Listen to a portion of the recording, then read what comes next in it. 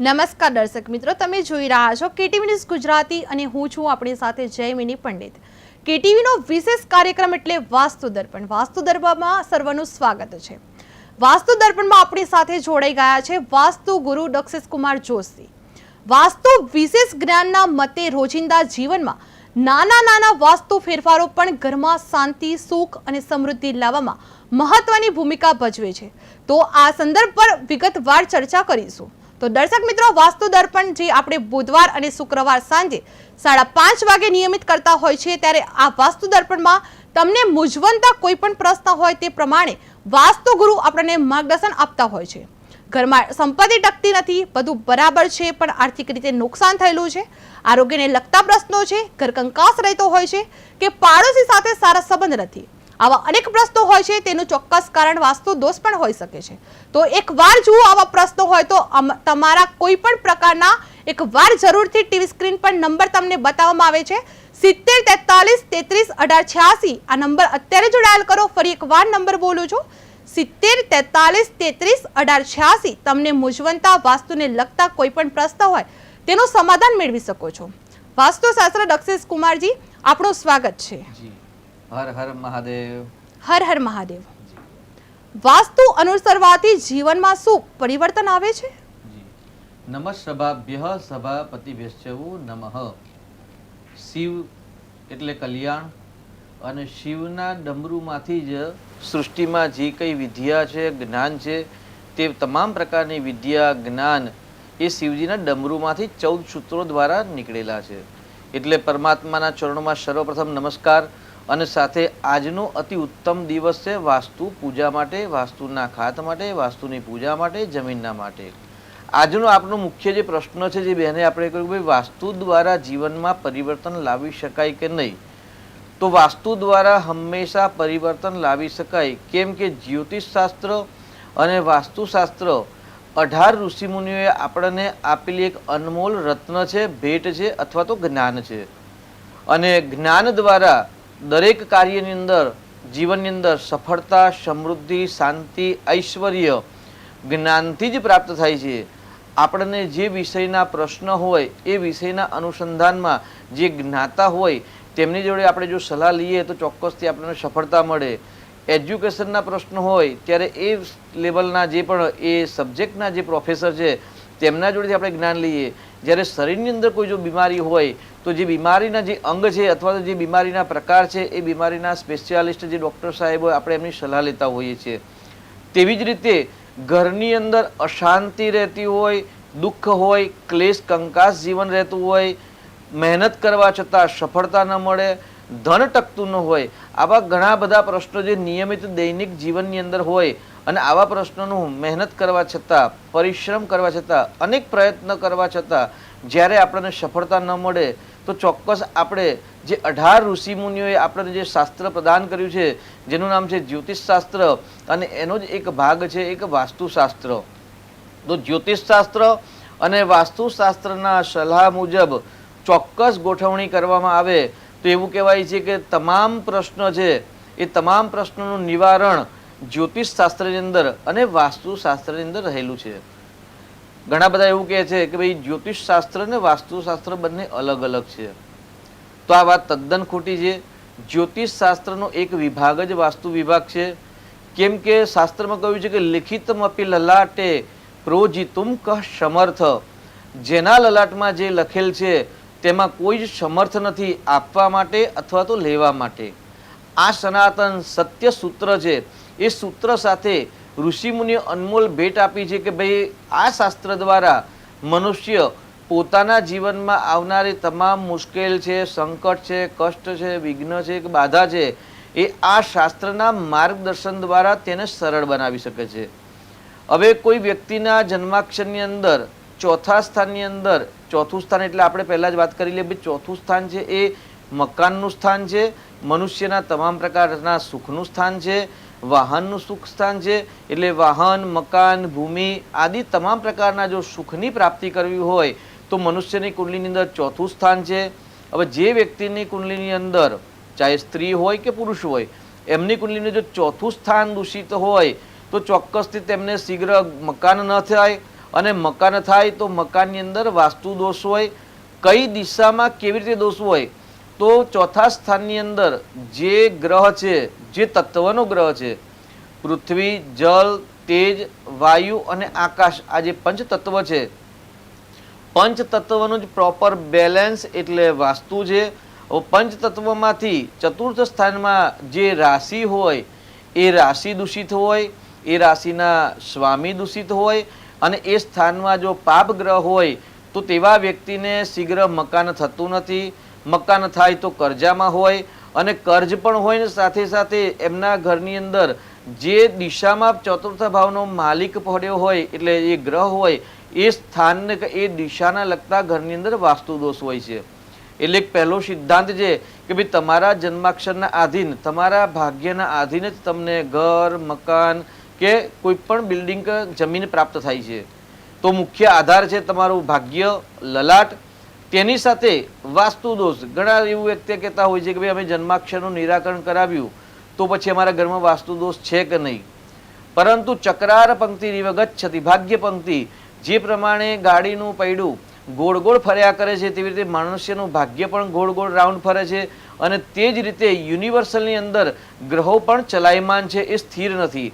એટલે જે ગ્રહની દશા, અંતરદશા અથવા તો ગોચરની અંદર ગ્રહ આવતા હોય તે પ્રમાણે જ ઘરનું વાસ્તુ અને ઘરના જન્માક્ષરના ગ્રહો સારું અને ખરાબ ફળ આપતા હોય છે. હવે કોઈ વ્યક્તિની કુંડલીની અંદર રાહુ ચતુર્થ ભાવમાં આવી અને દૂષિત થાય તો આંખો બંધ કરીને કહી દેવાય કે ભાઈ આ ઘરના આ વ્યક્તિના મુખ્ય વ્યક્તિના ઘરની અંદર નૈઋત્ય ખૂણો અથવા તો દક્ષિણ દિશા દૂષિત થાય છે. દક્ષિણ દિશા દૂષિત થાય અથવા તો નૈઋત્ય ખૂણો દૂષિત થાય કે જો પૃથ્વી તત્વમાં રાહુ હોય તો પશ્ચિમ નૈઋત્ય દૂષિત થાય અને અગ્નિ તત્વની રાશિમાં હોય તો દક્ષિણ નૈઋત્ય દૂષિત થાય. એટલે ગ્રહોના આધીન જગત છે. પરંતુ ઘરની અંદર રિનોવેશન કરાવવામાં આવે, અચાનક બહુ સરસ જીવન ચાલતું હોય, સરળ હોય, બાળકોમાં પરિવારમાં પ્રેમ હોય, ધંધા રોજગારની અંદર પુષ્કળ આવક હોય અને અચાનક જ તમારા જીવનની અંદર પરિવર્તન આવે, આવક રોકાઈ જાય, ઘરની અંદર ક્લેશ કંકાસ થાય, પતિ પત્ની અંદર પ્રેમ ન રહે, તો ચોક્કસ તમે તમારા ઘરનું વાસ્તુ બદલ્યું હશે અથવા તો નિવારણની જગ્યાએ તમે ત્યાં આગળ કોઈક રિનોવેશન કરાવ્યું હશે અથવા તો જલ તત્વની જગ્યાએ અગ્નિ તત્વ અને અગ્નિ તત્વની જગ્યાએ જલ તત્વ મૂક્યું હોય. સામાન્ય પૂર્વ દિશામાં અગ્નિ ખૂણામાં રસોડું હોય એવું કહેવાય છે. હવે અગ્નિ ખૂણાની અંદર જો રસોડું હોય અને સામાન્ય એવી સ્થિતિ સર્જન થાય કે ભાઈ ડુંગળી લસણ કોઈ ખાય છે, વૈષ્ણવો છે, સ્વામિનારાયણ છે, એ ધર્મની અંદર ડુંગળી લસણ ખવાતી નથી, પરંતુ અન્ય કોઈ વ્યક્તિ જ્યારે લસણ ડુંગળી ખાય, હવે લસણ ડુંગળીનો જે ગુણધર્મ છે એ તામસ ગુણધર્મ છે. હવે તામસ ગુણધર્મ અગ્નિ ખૂણાની અંદર રસોડું છે, પરંતુ અચાનક જ રસોડાની અંદર ફેરફાર કરવામાં આવે અને જે લસણ અને ડુંગળી મૂકવાનું જે સ્ટોરેજ છે એ સ્ટોરેજ પૂર્વ દિશામાં જો મૂકવામાં આવે તો ચોક્કસથી એ ઘરની મુખ્ય ગૃહિણીને ગુસ્સો વધારે રહે, મગજ અસ્થિર બને.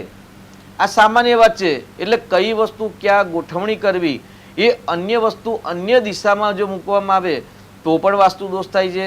એટલે આજનો આપણો જે મુખ્ય પ્રશ્ન છે કે શું વાસ્તુની અસર ઘરની અંદર થાય છે? વાસ્તુની પ્રમાણે જો ફેરફાર કરવામાં આવે તો ગૃહ ક્લેશ કંકાસમાં પ્રશ્ન ઉત્પન્ન થાય છે. તો ચોક્કસ એનો જવાબ છે હા છે. જો પ્રોપર જગ્યાએ પ્રોપર વસ્તુ ન મૂકવામાં આવી હોય તો પણ ગૃહ ક્લેશ કંકાસ થાય છે, ધન આવતું નથી અને શારીરિક પ્રશ્નો ઉત્પન્ન થાય છે.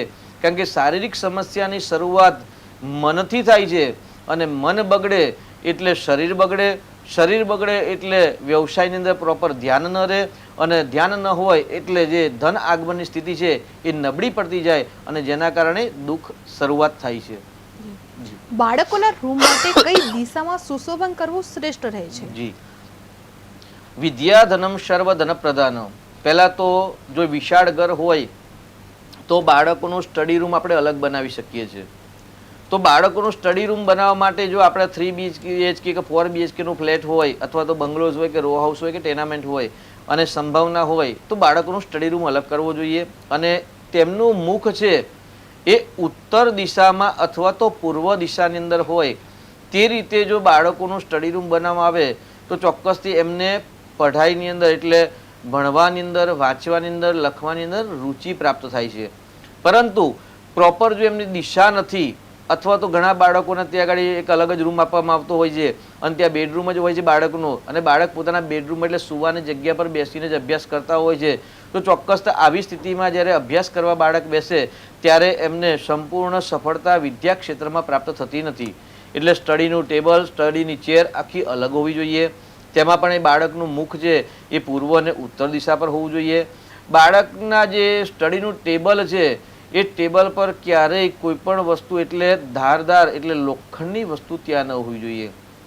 સામાન્ય લોખંડની વસ્તુની અંદર આપણે વાત કરીએ તો ભાઈ નીલ કટર છે, ચપ્પુ છે, કાતર છે, સ્ટેપલર છે. કારણ કે સ્ટેપલર લગાવવાની જરૂર પડે એટલે સ્ટેપલર રાખતા હોય છે. કંઈક ને વસ્તુ કાપવા માટે નાની કાતર રાખતા હોય છે. તો વિદ્યાર્થીએ પોતાના સ્ટડી ટેબલ પર સ્ટેપલર, નીલ કટર, કાતર જેવા શસ્ત્ર રાખવા જોઈએ નહીં. કારણ કે એ રાખવાથી પણ લોખંડ રાખવાથી, અસ્ત્ર શસ્ત્ર રાખવાથી ત્યાં આગળ તેમના માઇન્ડની અંદર અપસેટતા અથવા તો માઇન્ડ ડાયવર્ટ થતું હોય છે. એટલે આવી જે કોઈ વસ્તુ હોય, ધારદાર વસ્તુ, અણીદાર વસ્તુ કે અસ્ત્ર શસ્ત્ર જેવી વસ્તુ ત્યાં રાખવી જોઈએ નહીં. તેની સાથે જે વિદ્યાના દેવતા છે એટલે શ્રી મહાગણેશજી છે, બલબુદ્ધિ વિદ્યા દેહુ હરહુ કલેશ વિકાર હનુમાનજી મહારાજ છે, અથવા તો મા શારદા દેવી છે એ વિદ્યાની દેવી છે. તો શારદાનું ત્યાં આગળ સરસ્વતીનું પોસ્ટર મૂકી શકાય, અથવા તો હનુમાનજી મહારાજ અથવા તો ગણેશજીની પ્રતિમા કે ચિત્રજી ત્યાં રાખી શકાય. જેના દર્શન કરવાથી જ્ઞાનની વૃદ્ધિ થાય છે, વિદ્યા બુદ્ધિની પ્રાપ્તિ થાય છે. એટલે સર્વસામાન્ય દરેક વ્યક્તિ પોતાના સ્ટડી ટેબલ પર જો ગણેશજીની પ્રતિમા રાખે અથવા તો ગણેશજીનું શ્રી મહાયંત્ર જે વિદ્યા પ્રાપ્તિનું યંત્ર છે એ યંત્ર રાખી અને નિત્ય યંત્રને નમસ્કાર કરી અને અભ્યાસ કરવાની જો શરૂઆત કરે તો પણ ચોક્કસથી એમને અભ્યાસમાં રુચિ થાય છે. જે વાંચન કરેલું હોય એ વાંચન કરેલુંમાં યાદશક્તિ વધે છે અને તેના દ્વારા એ વિદ્યા ક્ષેત્રની અંદર સફળતાની પ્રાપ્તિ કરતા હોય છે. જી, ઘરની બાજુવાળી દિવાલો કઈ દિશા તરફ હોવી જોઈએ છે? જી, આ પ્રશ્ન બહુ સરસ છે, પરંતુ જ્યારે આપણે પોતાનું ઘરનું ઘર બનાવતા હોઈએ ત્યારે આ પ્રશ્ન લાગુ પડે છે. દિવાલો તો ચારેય બાજુ હોવી જોઈએ, પરંતુ એવું કહી શકાય કે ભાઈ ઉત્તર અને પૂર્વ દિશા જેટલી ખુલ્લી હોય એટલી વધારે સારી છે, અને પશ્ચિમ અને દક્ષિણ દિશા જેટલી બંધ હોય એટલી વધારે સારી છે. એટલે દિવાલોની વાત કરીએ તો ઉત્તર દિશા અને પૂર્વ દિશામાં ઓછી દિવાલ હોય, ત્યાં હવાનું અવર જવર થાય એટલા માટે ત્યાં બારી બારણા હોય તો ચોક્કસથી એ ઘરની અંદર ઉર્જા વધારે પ્રાપ્ત થતી હોય છે. અને શક્ય હોય તો દક્ષિણ દિશા અને પશ્ચિમ દિશાની દિવાલો છે એ જેટલી વધારે પેક હોય, જેટલો ભાગ ઊંચો હશે અને જેટલો ઉત્તર અને ઈશાનનો ભાગ ઢળતો હોય એટલું એ ઘરની અંદર ઉર્જા વધારે પ્રાપ્ત થતી હોય છે. જી, જમીન ખરીદતી વખતે કઈ દિશાનો ઢાળ ઉત્તમ માનવામાં આવી રહ્યો છે? જી, આ મુખ્ય પ્રશ્ન છે અને આઈએમપી પ્રશ્ન છે કે જમીન ખરીદવી વાસ્તુ શાસ્ત્ર પ્રમાણે કહેવા જઈએ તો જમીનનું જ વાસ્તુ છે. કારણ કે દરેક જમીનની એક ઉર્જા હોય છે.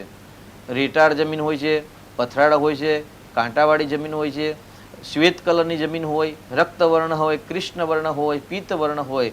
એટલે જમીનના અલગ અલગ પ્રકાર છે. પછી આપણે રસની વાત કરીએ તો એની અંદર અલગ અલગ પ્રકારની સુગંધ હોય છે. સામાન્ય આપણે વાત કરીએ ભાઈ વર્ષા ઋતુનો પ્રારંભ થવાનો હોય, પહેલી વાર જ વરસાદ આવે અને જેવો વરસાદ પડે ને ત્યારે માટીની મહેક દસેય દિશાઓમાં ફેલાતી હોય છે.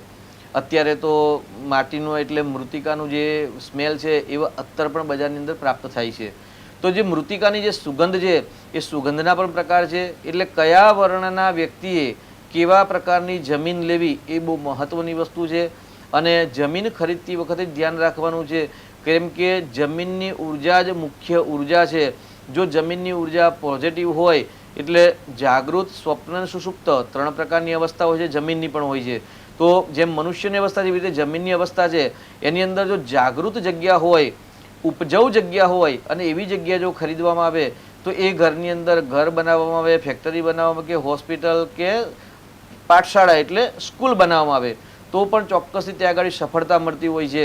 પરંતુ જો એ પથરાળ જગ્યા હોય, રેતાળ જગ્યા હોય અથવા તો એ જગ્યા પર કાંટાવાળા વૃક્ષો ઉગેલા હોય એવી જગ્યા લેવામાં આવે અને એ જગ્યા પર જો મકાન બાંધવામાં આવે અથવા તો ત્યાં ફેક્ટરી કે સ્કૂલ, હોસ્પિટલ કોઈ પણ નિર્માણ કરવામાં આવે તો ચોક્કસથી એ જે સ્થાન છે એ સ્થાનની ઉર્જા દ્વારા ત્યાં કામ કરનાર વ્યક્તિ અથવા તો રહેનાર વ્યક્તિના જીવનની અંદર પણ મુશ્કેલીઓ હોય છે, કઠિનાઈ હોય છે, પરેશાની હોય છે અને વધુ પરિશ્રમ દ્વારા જ તેમને સફળતાની પ્રાપ્તિ થતી હોય છે. એટલે જમીનનું પરીક્ષણ છે એ બહુ આઈએમપી છે. તેના સાથે જમીનના આકાર પણ બહુ મહત્વના છે. ભાઈ ગુરુના આકારની જમીન છે, સૂર્યના આકારની છે કે મંગળના આકારની છે, તો કેવી જમીન છે એ પણ બહુ જ મહત્વની છે. સામાન્ય લંબ પટ્ટીસાકાર એટલે લંબચોરસ જગ્યા હોય, ચારે દિશામાં જો સમાનતા હોય એવો સમાનતાવાળો જો પ્લોટ ખરીદવામાં આવે ને તો પણ સારી સફળતા મળે છે. વાંકા ચૂકા હોય, ખૂણા કપાતા હોય, દિશા કપાતી હોય, અથવા તો સુરપાકાર હોય, કુર્માકાર હોય, અર્ધ ચતુષ્કર, અર્ધ ત્રિકોણ આવા આકારની પણ જગ્યા હોય છે. તો કયા વ્યવસાય માટે, કયા વ્યક્તિ માટે કઈ જમીન ખરીદવી એનું પરીક્ષણ બહુ આઈએમપી છે. અને જમીનના પરીક્ષણના આધાર પર જ વ્યક્તિને સફળતા અને અસફળતાનું આપણે એક અનુમાન લગાવી શકીએ છીએ. બાંધકામ છે એ બીજા નંબરનું સ્ટેપ છે, પરંતુ પ્રથમ સ્ટેપ છે એ જ જમીનનું પરીક્ષણ. એટલે જે પોતાનું ઘર બનાવવા માગે, જે જમીન ખરીદતા હોય તો ચોક્કસથી ધ્યાન રાખવું. તેની સાથે જે વ્યક્તિ, જે બિલ્ડરો અથવા તો જે વ્યક્તિ જમીનનું ક્રય વિક્રયનું કામ કરી રહ્યા છે, એટલે જમીન લે વેચનું કામ કરી રહ્યા છે અથવા તો જમીન અપાવવાનું કામ કરી રહ્યા છે, તેમના માટે આ બહુ મહત્વનો પ્રશ્ન છે કે ભાઈ કયા પ્રકારની જમીન લેવી, કેવા પ્રકારના જમીન ન લેવી. ઇન્વેસ્ટરો પણ છે કે ભાઈ ઇન્વેસ્ટ કરીને 2-5 વર્ષની અંદર પ્રોફિટ લઈને જમીન વેચવાના ગણતરીથી જ્યારે જમીન ખરીદતા હોય છે અને કોઈ એવી નેગેટિવ જમીન આવી જાય જેની અંદર એનર્જી જ ન હોય, તેની અંદર એવા કંઈક કર્મ થયા હોય અથવા તો ત્યાં આગળ કાંટાવાળા વૃક્ષ અથવા તો પથરાળ જગ્યા હોય, તો એ જમીન ખરીદ્યા પછી જમીન વેચાતી નથી અને એમના પૈસા પણ બ્લોક થઈ જતા હોય છે.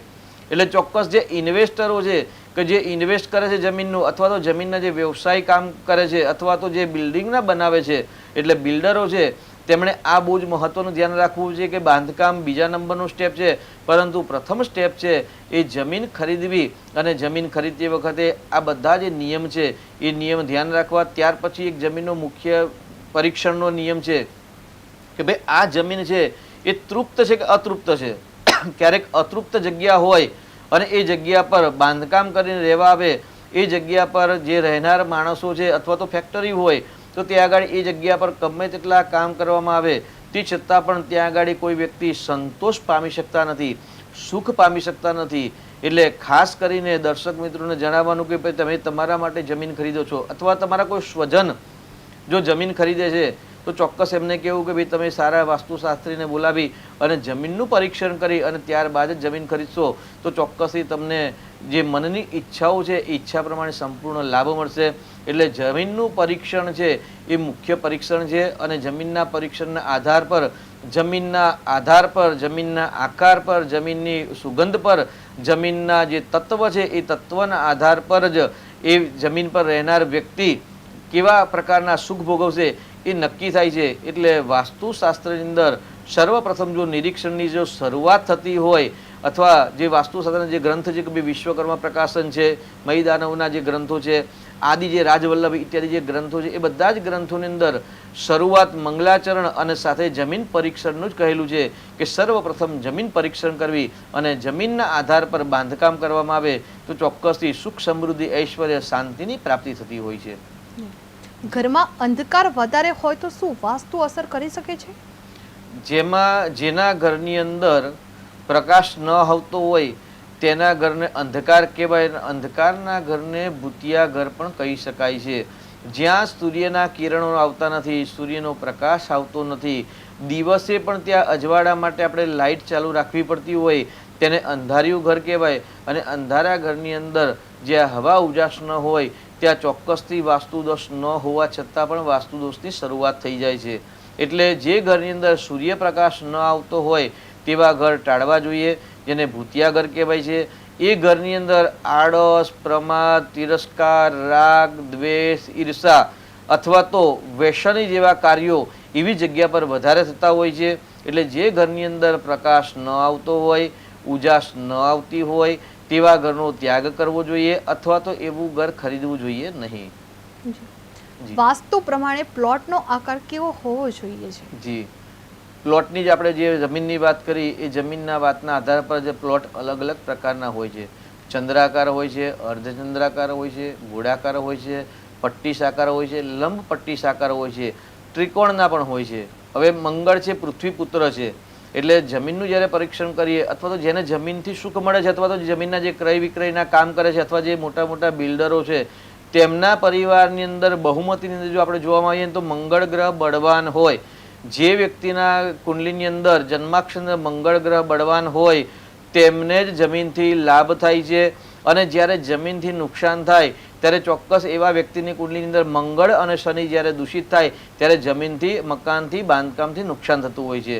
એટલે જમીનના પ્રકાર છે અલગ અલગ. એમાં મુખ્ય લંબચોરસ, પટ્ટીસાકાર, ત્રિકોણ, અર્ધ ત્રિકોણ, ચંદ્રાકાર આદિ અનેક પ્રકારના હોય છે. સુરપાકારને પણ ઘણા લોકો એવું કહે ભાઈ સુરપો એટલે સુપડું, સુપડાના આકારની જગ્યા હોય તો અતિ શ્રેષ્ઠ એવું કહ્યું છે. પરંતુ એવું કે જે ઘણા બધા પ્રકારની જે જગ્યા છે એ જગ્યા દરેક વ્યક્તિ માટે દરેક ક્ષેત્રમાં લાગુ પડતી નથી. એટલે જમીનનું પરીક્ષણ, જમીનના આકારનું પણ પરીક્ષણ કરવું, ભાઈ કયા પ્રકારનો આકાર છે, ક્યાંક દિશા અથવા તો ખૂણો વધે છે અથવા તો ઘટે છે. સામાન્ય એક વાત કરીએ કે ભાઈ હવે જ અમે સાયન્સ સિટી રોડ પર એક જમીનનું પરીક્ષણ કરવા ગયા હતા. ત્યાં આગળ એવું કહી શકે ભાઈ ઉત્તર અને જે પૂર્વનો ભાગ છે એટલે ઈશાન છે એ ઈશાન ખૂણો ઉત્તરના ઈશાનનો જે વધતો હતો જમીનની અંદર. એટલે જ્યારે આવા સમયમાં જ્યારે જમીનનો ભાગ વધતો હોય, ઈશાન ખૂણા ઇત્યાદિમાં, પૂર્વ ઇત્યાદિમાં જ્યારે વધતો હોય ત્યારે અતિ ઉત્તમ કહેવામાં આવે છે. અને આ જ વસ્તુ સ્થિતિમાં જ્યારે તમે પ્લોટ ખરીદવા જાઓ અને નૈઋત્ય ખૂણો કપાતો હોય કે દક્ષિણ દિશા કપાતી હોય અથવા તો ઘટતી હોય તો નુકસાન પણ કરે છે. એટલે કયા વ્યક્તિને દિશા વધતી હોય, ઘટતી હોય, જમીન વધે ઘટે, કયા આકારની લેવી એનું પણ પરીક્ષણ કરી અને ત્યારબાદ જમીન ખરીદવી જોઈએ. જી, દિશાઓ સ્થિર છે પણ દિશાનું વિજ્ઞાન નથી. જીવનને નવી દિશા આપે છે. વાસ્તુશાસ્ત્ર એ જ જ્ઞાનનો પ્રકાશ છે જે ઘરના ઉર્જા ક્ષેત્રને સંતુલિત કરી સમૃદ્ધિ અને સુખ તરફ માર્ગદર્શન કરે છે. આજનું માર્ગદર્શન આપને ઉપયોગી બને એવી શુભેચ્છા. શાસ્ત્રીજી વાસ્તુ દર્પણમાં આપ આવ્યા, દર્શકોને માર્ગદર્શન આપ્યું. આપણો ખૂબ ખૂબ આભાર. તો વાસ્તુ દર્પણમાં હાલ બસ આટલું જ. ફરી મળીશું બુધવારે સાંજે 5:30 વાગે નવા પ્રશ્નો સાથે. ત્યાં સુધી જોતા રહો KTV ન્યૂઝ ગુજરાતી. સમસ્યા તમારી, ખબર અમારી. નમસ્કાર.